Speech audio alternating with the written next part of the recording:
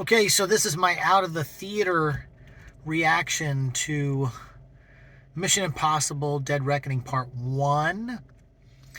I really enjoyed the movie. I thought it was really well done. Special effects were really good. The stunts were really good, as always. I think this is a really good film all around. I will say, like John Wick 4, and like Indiana Jones and the Dial of Destiny, the movie is too long. And some of the fight sequences just went on and on and on and on. The running went on and on and on and on. The action went on and on and on and on. I would have cut 25 minutes out of this movie easily in editorial. Other than that, I think it's probably one of the top 3 films for me for 2023. And I think everyone should go see this movie. I wouldn't be surprised if this thing blows past, 7, 8, 900 million worldwide. I don't know if it's going to hit $1 billion like Top Gun. My issue with the action sequences that go on and on and on and on is people are human. And I don't know how much abuse the human body can take, but in these action sequences, they're beating each other up for minutes upon minutes upon minutes with everything you can think of, falling off buildings, all the hand jujitsu shit. And you would just think that the human body would just be a sack of meat with pulverized bones on the insides, the way they're fighting. But they just keep fighting. And there's this alleyway scene. It's kind of a spoiler, but it just goes on and on and on. It's a tight alleyway, a 3-person fight with Ethan in the middle and 2 people on each side, 1 person on each side. And they just kept going. And I was like, okay, when's that going to end? When's it going to end? When's it going to end? And that was the same with a lot of the action sequences. They just kept going. And this was kind of the fatal flaw with Indiana Jones and the Dial of Destiny, and in some respects John Wick 4, just this constant fighting that just keeps going and going and going and going. And we're expected to suspend our disbelief in these types of films, but you can only do it so much. And then it's like, come on, now we're just being stupid.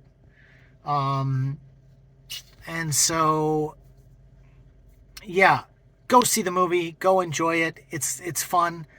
Some of the dialogue, especially from Ving Rhames, comes across it almost feels robotic and forced. I would think that a lot of the actors in this film just had a tough time with the script in general. The story is something we've all kind of heard already. It's just being told in a different way. In some respects, every action set piece in this film was very similar to Indiana Jones and the Dial of Destiny. You had a train sequence. You had a small vehicle sequence. You had an air sequence. And those were the major set pieces, and then, I feel like after seeing Fast X, when they go to Rome, they're in Italy in this one. There's desert stuff in Indiana Jones' Dial of Destiny in Morocco, and I feel like they went to Morocco in this one, Mission Impossible. So I feel like the locations they're picking are specific, and they're specific because of the film incentives. Italy gives 40% back in a tax credit. The UK gives back 25%. Morocco, 30% back. And you're starting to see a lot of these movies where they globetrot, whether it's a James Bond film, or whether it's an Indiana Jones film, or whether it's a Mission Impossible film. You're seeing a lot of the same things because you go to certain countries for certain looks.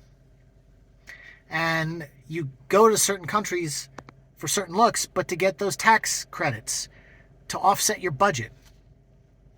And people really need to start understanding about how the tax credits and the cash rebates from other countries to come film there are processed. How they work, how they offset the budget, and how when you're hearing a movie costs $300 million to make, or this movie $290 million, it doesn't really cost that much money because the countries are giving back money, promissory notes, against the loan. And if you've got $150 million coming from different countries, then instead of your budget being $150 million, you spend $300 million because you know $150 million is coming back from other countries. It's simple math, but people don't do their homework when it comes to the film incentives that are global. And we really should.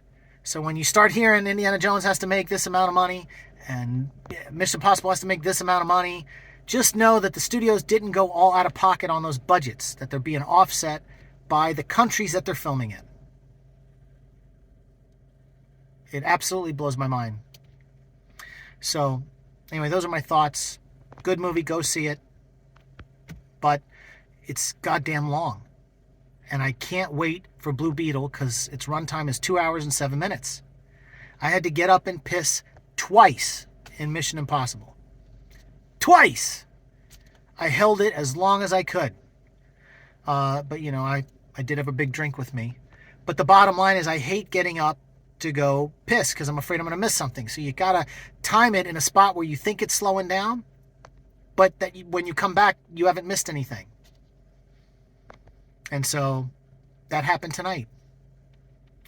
Very disappointing that these runtimes are consistently, you know, even Oppenheimer, which is around the corner, is going to be another fucking long-ass movie.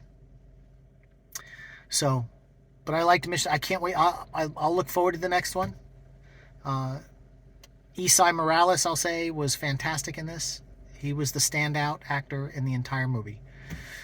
And I'm so happy to see him working, and so happy to see him working on such a huge, huge project. This is big for Esai Morales. Go fucking see this movie for Esai Morales.